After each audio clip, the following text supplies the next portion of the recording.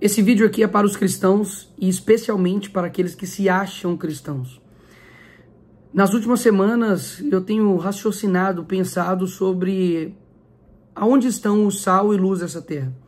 Afinal de contas, o cristão ele sempre foi o norte, não somente moral, espiritual, mas intelectual da sociedade. E eu te pergunto, quando foi que a gente parou de ser isso? Quando foi que feminismo, fábulas, narrativas começaram a influenciar mais a nossa mente do que, de fato, o evangelho? Afinal de contas, o cristão não deve ter uma mente renovada por Cristo? Uma mente renovada por Cristo não pode apoiar matar crianças inocentes, seja no ventre ou fora dele. E isso, para o cristão, deveria ser uma simples questão. Quando você completa, pode-se matar o inocente quando? Se você conseguiu completar isso, parabéns. Você acaba de começar um genocídio. Foi assim com negros, foi assim com judeus, foi assim com todo ditador que disse que é possível e certo matar o inocente quando, e completa-se isso e vira um genocídio. Ou seja, a discussão de todo esse PL que praticamente foi extremamente narrativas atrás de narrativas, mentiras e desinformação, para o Brasil, que tem mais de 80% dos cristãos, deveria ser algo simples. Não podemos matar o inocente. Até mesmo porque a Bíblia fala que antes do ventre eu te concebi para nações. Mas, Nicolas, nós estamos falando sobre questões religiosas, uma questão científica. Ok. Na questão científica, da mesma forma. Estamos falando de crianças completamente formadas, com o coração batendo. Crianças que já nascem prematuras nessa mesma época de gestação. O que isso nos mostra? De que os cristãos não estão sendo cristãos. É o que eu sempre digo. O Brasil e o mundo não precisam de mais cristãos. Precisam de mais cristãos de verdade.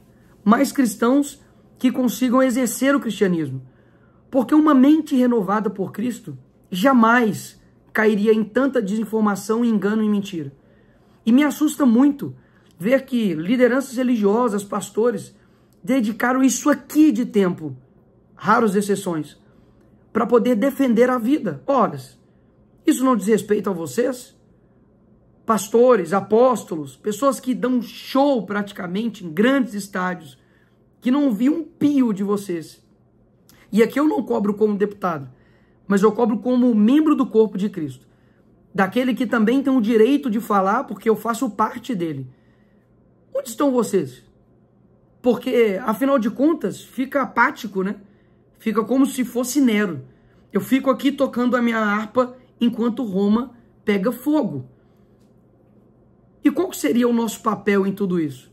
Seria esclarecer, seria trazer luz, seria ser sal, conservar aquilo que de fato é bom e verdadeiro. E um cristão jamais deveria cair em tantas mentiras assim. Afinal de contas, a verdade te leva ao Pai.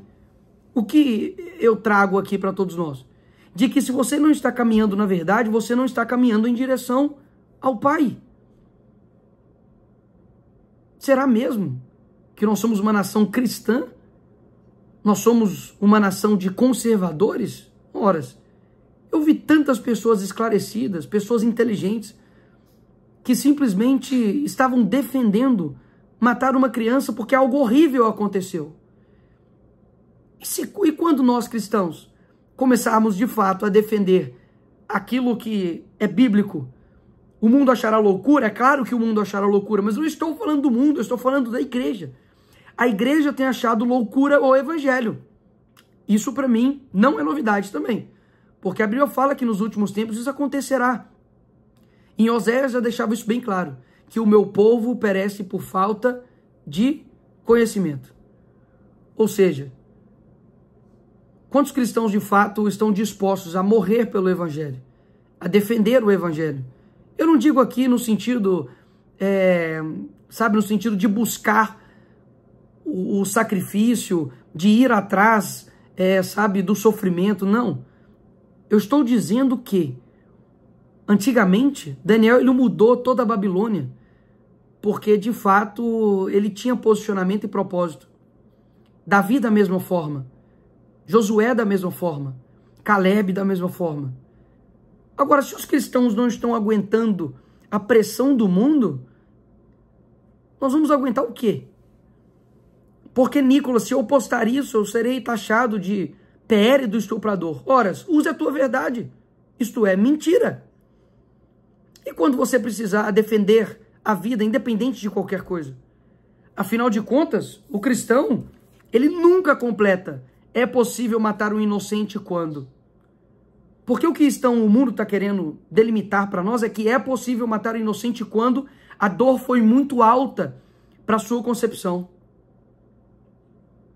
Não vejo argumento bíblico algum para poder defender isso.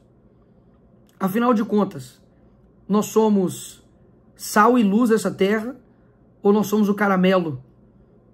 Porque, como diz Spurgeon, nós não somos o caramelo. O mundo ele não quer te engolir, ele quer te cuspir. Então, uma dica para os trans-cristãos, aquele que se sente cristão, mas não é, de que se o mundo não te odeia, algo está errado. E se o mundo te aplaude pelos seus posicionamentos, saiba que você não é um cristão. Nós não somos reconhecidos por quem nos ama, mas por quem nos odeia. E quando nós começarmos a falar que nós defendemos a vida em todos os estágios, independente do que aconteça, o que você vai fazer? Você vai recuar? Você vai fechar o seu Instagram? Você vai mudar de religião? Afinal de contas, é muita pressão para um cristão falso, né? O que eu tenho para dizer aqui é que nós estamos no começo do fim, é o que eu estou sentindo. De que para algo tão simples, a igreja está sendo tão enganada, é porque de fato está na hora do Senhor voltar. Está na hora do Senhor mostrar de fato quem é quem. E não se engane, porque a Bíblia é extremamente clara contra aqueles que lutam pela justiça e aqueles que possuem sangue de crianças inocentes em suas mãos. Esse desabafo aqui não é de um deputado. Esse desabafo aqui é de um cristão que tem erros, falhas e que só está de pé por conta da misericórdia do Senhor. Mas um cristão que entendeu o seu propósito e que jamais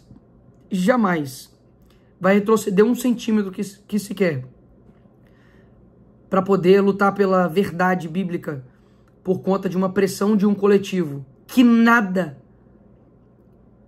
nós nada devemos a eles. Pelo contrário, são inimigos da nossa fé. São pessoas que não são esclarecidas, pessoas que vivem da mentira e da mentira se sustentam. Então você que é cristão, saiba que se você está tomando um posicionamento certo, que o Senhor te encoraje e continue firme. Agora, se você é um falso cristão, que está entre esses 80% aí, saiba que é momento de você tomar uma posição diferente. Caso contrário, vai ser muito ruim ouvir do Senhor: eu não te conheço e eu nunca te vi. Porque aquele que se não coloca de dedicar o seu tempo e a sua energia para poder defender uma vida inocente, que poderia ser você, eu não sei se de fato teu coração consegue se colocar à disposição de defender nada mais. É isso, simplesmente isso. Palavras sinceras de um coração indignado com a frouxidão e covardia dos falsos cristãos no Brasil.